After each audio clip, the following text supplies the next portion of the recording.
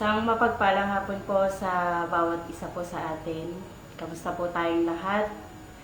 At yun nga po, natapos na po yung 35th anniversary ng ating main church, ang Rema Manila. At lahat po tayo ay pinuno ng Panginoon. Napuspos po tayo nitong anniversary at may mga na-remind po sa atin ng Diyos sa pamamagitan ng ating head pastor, kay Pastor Boy, na sa mga time natin, sa panahon po natin ngayon, enjoyin natin yung pagsiserve natin sa Diyos. Kasi hindi habang buhay, nandyan ka sa lugar, hindi habang buhay, ikaw yung naka-assign dyan sa lugar na yan. Kaya maganda po na malaman talaga natin kung ano yung pinapagawa sa atin ng Panginoon sa mga field, sa outreach, sa simbahan, sa probinsya na pinupuntahan po natin. Amen po. So sa hapon po na ito, patuloy po na magre-review po tayo ng mga ginawa sa atin ng Panginoon, review patungkol sa 35th anniversary ng ating main church. Sige po, makipagsabayan po kayo sa akin, makipagbukasan dito sa Acts chapter 13, verse 36.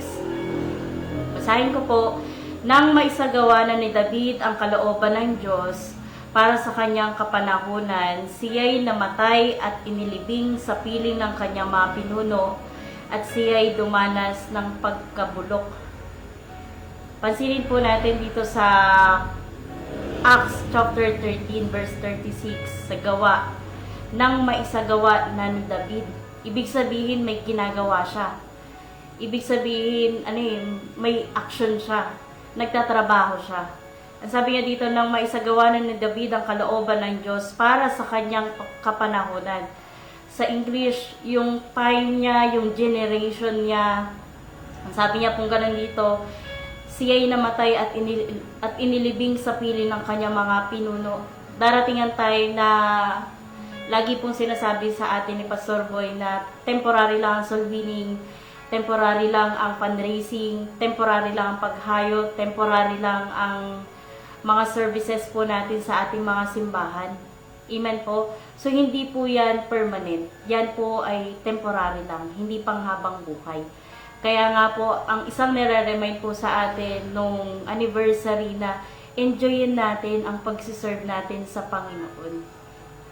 Ang sabi niya pong ganun dito sa notes, ang mga Kristiyano, hindi na yung gusto nila at ang sabi niya nga pong ganun dito, bilang tayo pong mga Kristiyano, dapat alam natin kung ano yung kalooban ng Panginoon. Amen po? Dapat alam natin. Kaya nga, sabi niya dito, ang habol ng Diyos kay David ay yung puso niya. Lumalagpas ang time sa generation mo habang tumatanda ka, nauubos ang time. Hindi na natin maibabalik ang kabataan po natin. Hindi na natin maibabalik yung kung kailan po tayo na born again, kung gaano tayo ka-excited, kung gaano tayo kasigasig nung unang paglilingkod natin, hindi na po natin yun maibabalik. Kaya nga sabi niya pong ganun dito, ano yung binibigyan natin ng focus? Ano yung pinapriority natin sa generation natin ngayon? Hindi mo na maibabalik ang kahapon kasi tapos na yun. Hindi na natin maibabalik yung araw ng kahapon kasi nakalipas na po yun. Amen po. Acts 13 verse 22, ang isang title po ni David, sinabi ng Panginoon sa kanya, David, a man after God's own heart. Bakit ba siya tinawag na a man God after own heart? Kasi sabi niya pong gano'n, lahat ng ipagawa sa kanya ng Diyos, ginagawa niya. Kung mababasa po natin sa Acts 13 verse 22. Ito po yung title ni David na a man after God's own heart. There's something po sa heart ni David na ito po yung nagbigay ng na-inlove ang Diyos sa kanya. Sabi niya dito, sobrang na-inlove din ang Diyos sa kanya kasi may something sa heart ni David na hindi po ito nakita ng Diyos sa ibang mga naging hari ng Israel. Alam natin si Haring David, siya yung next in line, siya yung naging kapalit ni Haring Saul. At sinasabi niya nga po dito sa Acts 10:13-22, siya ay kinalugdan ng Diyos. Ang pinaka dahilan kung bakit tayo naglilingkod sa Panginoon, kasi para mabigyan natin ng kaluguran ang Diyos na nagpadala sa atin, ang Diyos na pinaglilingkuran po natin. Amen po. Ang sabi niya dito, sa atin, ano ba ang nakikita ng Diyos sa paglilingkod natin? Ano ba yung nakikita ng Diyos sa heart po natin? Hindi po ito nakikita ng mga tao. Pero nakikita ng Diyos yung laman ng puso at isip po natin. Alam ng Diyos kung ano yung motibo ng heart natin, bakit tayo naglilingkod. Bakit natin ginagawa yung bagay na ito? Bakit tayo nandito? Alam ng Diyos kung ano yung motibo ng puso po natin. Sabi niya pa po, paano kung everyday ka hingin ng Diyos? Or lifetime ka hingin ng Panginoon? Nagdaan po yung mga camping natin, nagtatawag po ang ating pastor. Sino yung mga tinawag ditong mag-lifetime? Marami po ang pumunta sa unahan. Pero marami din tayong nakitang ngayon wala na eh. Amen? So, nakakalungkot kasi kapag nandyan ang anointing, nandun yung mabilis tayong mag-response. Pero kapag dumating na yung mga provoke, dumating na yung shaking sa buhay po natin, nakakalimutan na natin yung mga commitment. Kaya nga sabi niya pong ganun dito, maging katulad tayo ni David, na ano man ang mangyari, kahit minsan nakakapagod na, kahit minsan ayaw mo na. Pero ang lagi natin bigyan ng prioridad ay yung mabigyan natin ng kaluguran ang Diyos na pinaglilingkuran natin sa bawat field, sa bawat outreach, sa bawat probinsya, sa bawat pinupuntahan po nating lugar. Ang paglilingkod ay panghabang buhay. Noong time na tinanggap natin ng Panginoong Hesus sa buhay natin, hindi po ito pang pang 1 day, o pang 2 days, o pang 1 week, or pang 1 year. Ang paglilingkod natin sa Diyos, ang pag-worker, o ang paglilingkod natin sa Panginoon, ito po ay lifetime. Ito po ay panghabang buhay. Ang sabi nga gano'n ng mga, ang isang tema ng mga sundalo, no retreat, no surrender. Alam natin na lumalaban yan maraming sinasabak yan sa mga labanan, yung mga sundalo. Amen po. At nasusugatan yan. Dumarating ng tayo na gusto nila lang mag-back out. Pero yun nga, tayo po ay tinawag ng Diyos na hindi mag-back out, kundi magpatuloy tayo. Kasi siya yung backup natin sa bawat field, sa bawat lugar na pinupuntahan po natin. Ang sabi niya dito, yung isang meaning ng tanggapin, tinanggap natin si Jesus sa buhay natin. Ang isang meaning po nun, tanggapin mo yung calling mo. Kapag tanggap mo yung calling mo, kapag tanggap mo yung pagkatawag mo, hindi mo iiwan yung ministry mo. Actually, hindi natin ito ministry, kundi ministry ito ng Diyos na ipinagkatiwala po sa atin. Tayo po ay pinagkatiwalaan ng Panginoon. At nawa po, lahat po tayo ay madatnan ng Diyos na matapat na naglilingkod sa Kanya hanggang wakas. Na maging matapat tayo sa calling natin. Hanggat nandiyan ka sa lugar na yan, sa field na yan, enjoy mo lang yung pagsiserve sa Panginoon. Maraming mga struggle, maraming mga problema. Pero mag-enjoy lang po tayo na maglingkod sa ating Panginoong Jesus. Dito po sa 2 Timothy chapter 4 verse 7, pinagbuti ko ang aking pakikipaglaban, natapos ko na ang dapat kong takbuhin, at nanatili akong tapat sa pananampalataya, ang sabi ni Apostol Pablo. Sabi niya dito, pinagbuti ko ang aking pakikipaglaban. marami tayong pakikipaglaban sa field. At dumarating ang time, mismo yung sarili natin, kinakalaban na natin. Bakit? Pag dumating ang time na napapagod na ito, na nai-stress na ito, alam niyo po, ang number one na takbuhan pa rin natin ay si Jesus. Kasi siya yung magpapalakas sa atin, siya yung magbibigay sa atin ng lakas para makapagpatuloy tayo doon sa next na mission na ipapagawa sa atin ng Panginoon.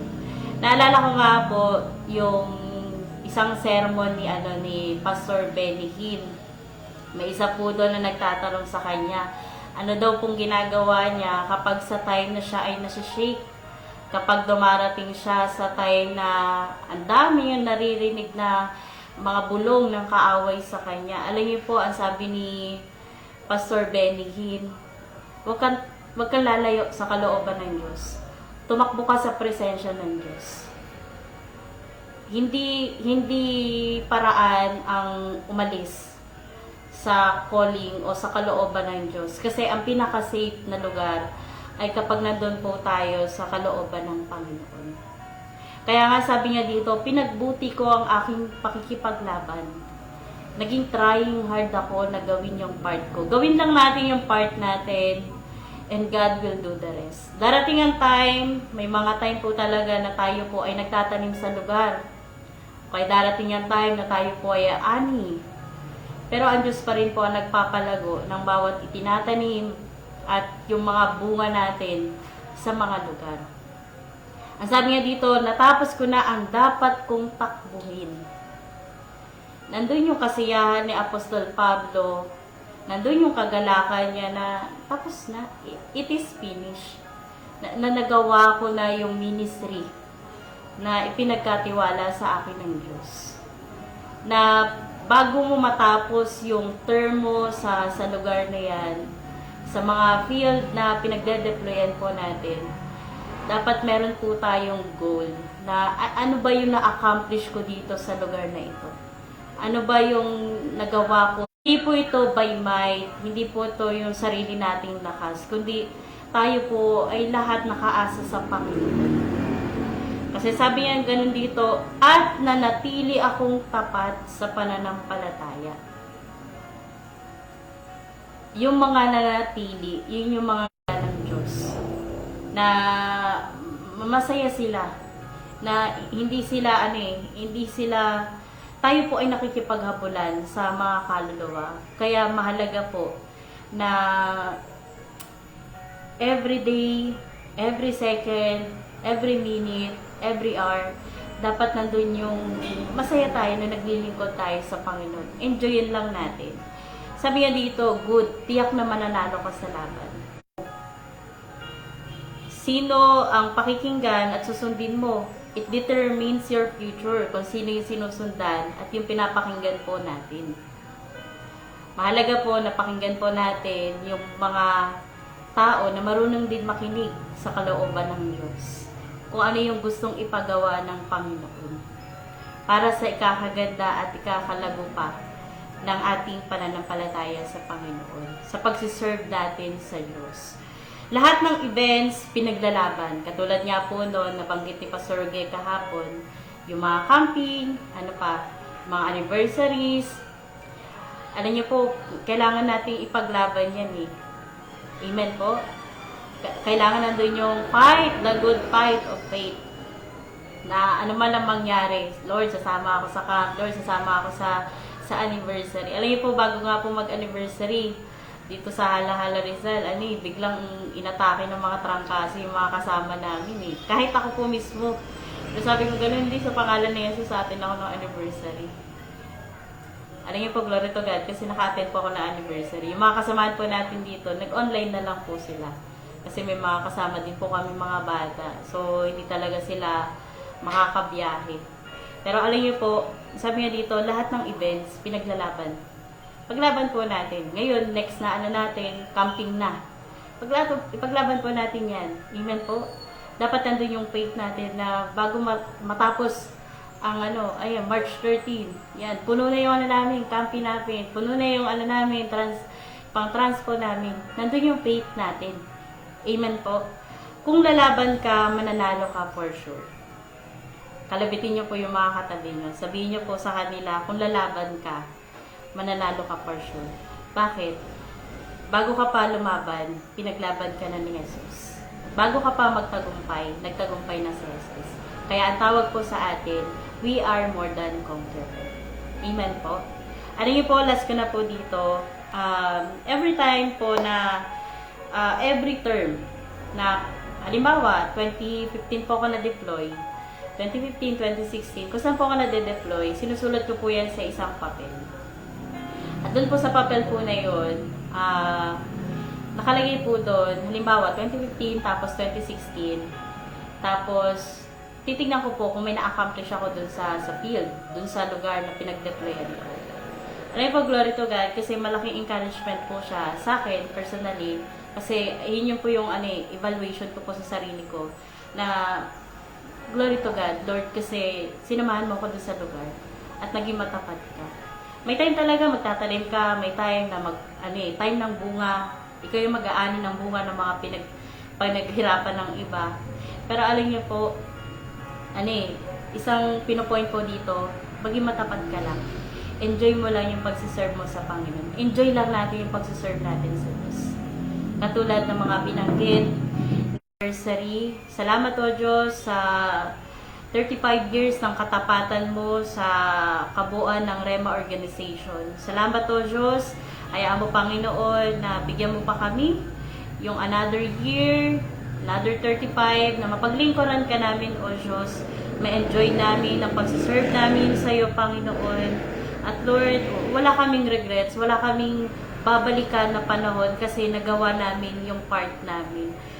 Patuloy nga o Diyos, alam po namin kami ay binabakapan mo, kasama ka namin sa lahat ng lugar, sa lahat ng pagkakataon. Salamat po Ama sa oras na ito, hayaan mo ang presensya, ang anointing mo, ang mag-guide sa amin, patungo doon sa next mission na ipagkakatiwala mo sa amin, Panginoon. Salamat Lord, bigyan mo kami ng pusong mapaglingkod sa iyo o Diyos. Pinupuri ka namin at sinasamba ka namin sa hapon na ito. Ingatan mo ang bawat isa. Sa pangalan ni Jesus. Amen.